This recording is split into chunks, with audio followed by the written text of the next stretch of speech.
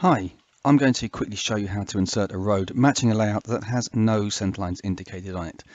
So the first thing I need to do is to decide which road I'm going to insert. So I think I'll put in this spine road here. And the next thing I need to do is work out how to do that. Now the way we want to do that in this case is by drawing a centerline along the channel of one side of the road.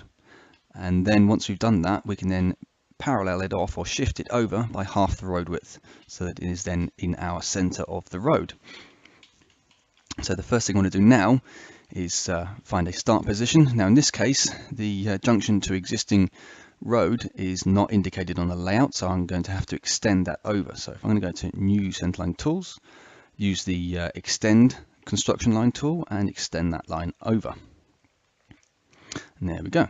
So the first thing I want to do now is just do new centerline. I'll just snap to any point line somewhere in the vicinity of the road there. And that's it. So now I want to go to snap to arc, and I'm going to sequentially select each of the arcs along the indicated channel line. So the first one is this one, and then here, and then there. Just keep going, making sure that we haven't missed any as we go.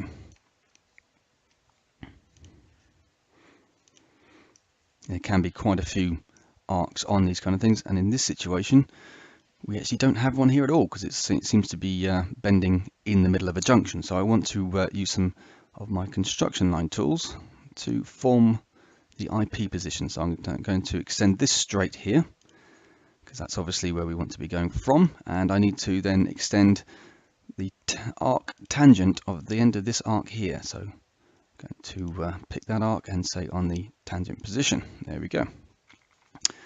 Now I want to use the snap to intersection and snap to the IP position we've just defined using these construction line tools, and then go back to my snap to arc and continue on what I was doing. So there's a couple of arc to arcs there,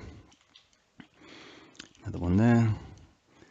This junction is straight through, it looks like. Yeah, so I don't need to worry about that one. And then pick that one.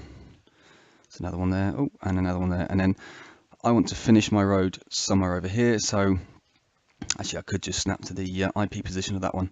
That'll do it. Right click, finish. The end point of our road will be curtailed if and when I put a junction on anyway, so that's not an issue. So now that we've inserted along the channel using our centerline, the centerlines will be tangential all the way throughout. So what I need to do now is verify that it's matching the layout. If it isn't, it would suggest that the layout isn't tangential in those locations. So then we have to decide what we would do in those situations. So I'm going to have a look in here. So yeah, we're slightly off here. That would suggest that there is something non-tangential on the layout in this area or in this arc here. So I'll have a look at that in a minute. Go through here, that all looks okay. Oh, I've missed an arc here. So I've put the IP position in, but I haven't actually curved that out, so I need to do that now. So again, this is where I'd need to decide where the channel is going to be. I'll put it roughly right, and then it's probably going to be something like a 60 meter, I think. Yeah, that's matching a bit better. Carrying going round. Okay, we're come out that card. We are a little way off here. That would suggest that the layouts, arcs and lines are not tangential in that location there. So I'll come back to that one in a second, just check the rest of it. All looks okay. That looks fine. Yeah. So there are two areas where it's where the layout is slightly non-tangential. We need to decide as an engineer what we would do in those situations. So in this case, the centerline that I've put in is a little way off the indicated layout. So I probably want to match better, still tangentially, but match better the layout underneath. And to do that, rather than using the arc position, which we've used before and is slightly off, I'll use the straights either side of it. So I'm going to use my snap to my construction line extend tool and extend the straight one side of it and extend the straight to the other side of it. That's got me the a new IP position. Use the snap to intersection and move point. So as I'm highlighting it here, it's showing me that's where the IP currently is using the indicated layout arc position, and that's where it needs to be. So I'm going to hit move point and move it to there. Right click, quit, and there we go. So that one now better matches. Obviously, yeah, the arc position is not hitting tangentially, the layout arc position is not tangentially hitting that construction line there. So it's clearly off somewhere over here. But our new position now matches better. And I'll have a look at the other one. Where are we? So this one is only minorly out. So the arc position that we snap to is obviously only ever so slightly out. In this case, I'm going to leave it, but obviously as an engineer, you can choose to do what you want. So the next thing I want to do is move that over into the middle of the road. So I need to work out how wide my road is. Snap to point and use the additional tools, measure line. So let's have a look. Snap to there, snap to there. So that's 5 meters wide. So it's going to be 2.5 meters half width that I need to shift it over by. To do that, we're going to the road menu, parallel, select the center line, and I need to shift this one left by 2.5. Okay, and there we go. So it's now in the middle of our indicated layout, which is great. So the next thing I want to do is convert that from a centerline into an actual road. So I'm going to add my channels, curbs and footways. Put that one in here. So I know it's 2.5 meters half width. I'll leave the rest as it is. And instantly it's going to offer me a junction on my existing road channel line that I put in before the demo started. Click create junction. And there we go. So now we should be matching down one side of the road because that's the road we designed it on and shifted over. The next thing is to make sure that we're matching on the other side.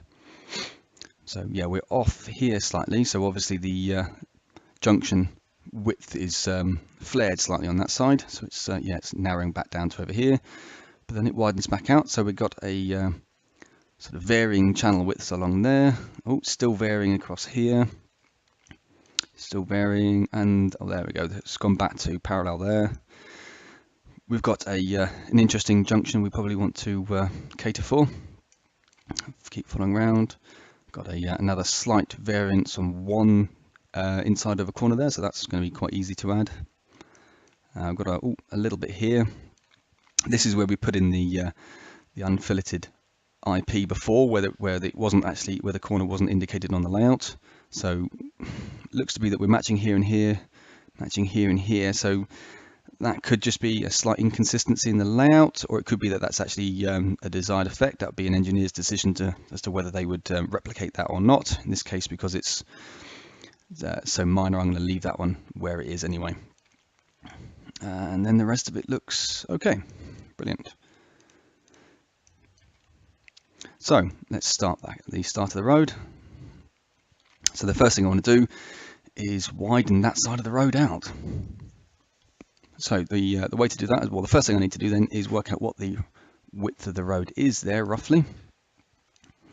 Use my measure line and snap tools. So it's roughly 3.07, so roughly 3 meters. This is where you're, as an engineer, you'd need to work out whether that is, you'd need to match that exactly, or whether you wanted to round the figures off. So the next thing I want to do is offset this line by 3 meters. There we go.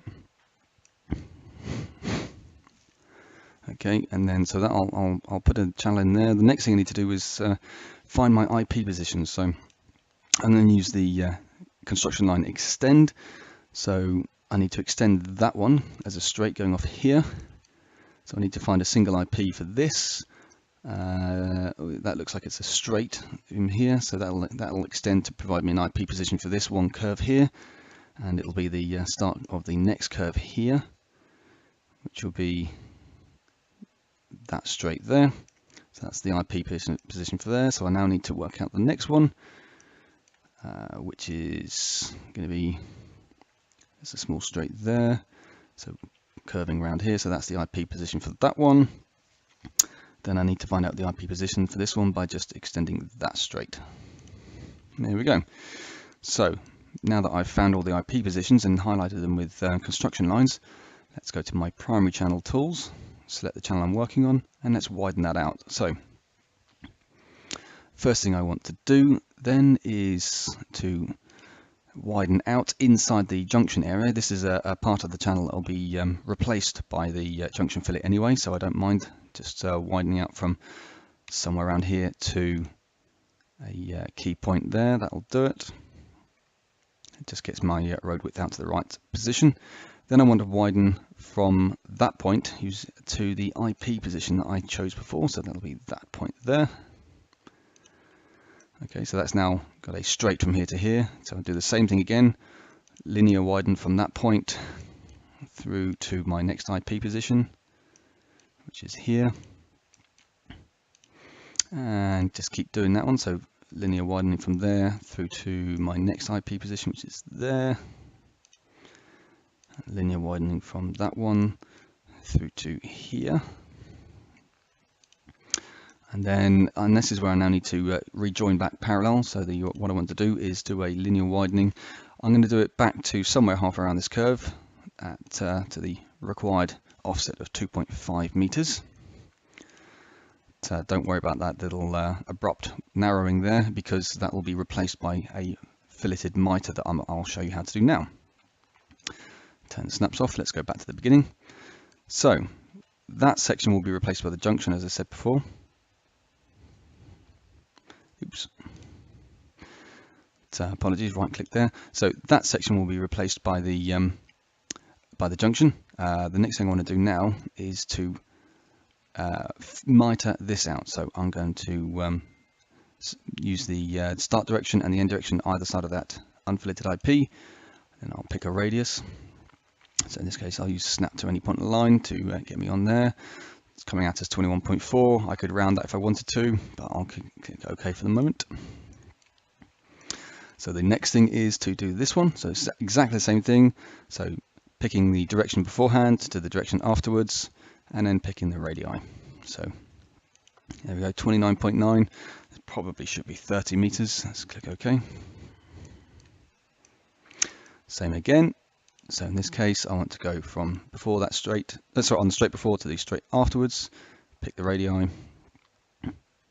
40.4. I could round that, or I can leave it for the moment. And then the final one here is using this straight onto the straight after this IP, after the tangent point. So click on that one, and again pick the radius. So I could probably just max that out to 26.27, so it's arc to arc over here. Okay, so that's that section done. The next one was this one here. So I'm going to do what I did before, so using the mitre, using the straight beforehand to the straight afterwards. And then I'm going to use a single radii, and I want to make sure this radius in this case is hitting the within the junction mouth here, so something like that. And that's coming up at 6.9, so it should probably be like 7 meters. There we go. And I think there was one more. Yeah, there it is. So exactly the same direction, using the straight beforehand and the straight afterwards, and then using the pick radii, coming out at 51 meters. Okay, and that was it. So hit apply. There we go. So that's produced me that one. Let's widen that out over here. It's done my interesting widening and narrowing roads here, and there we go. And that junction has replaced that section, as I said. So there we go. So that's inserting a road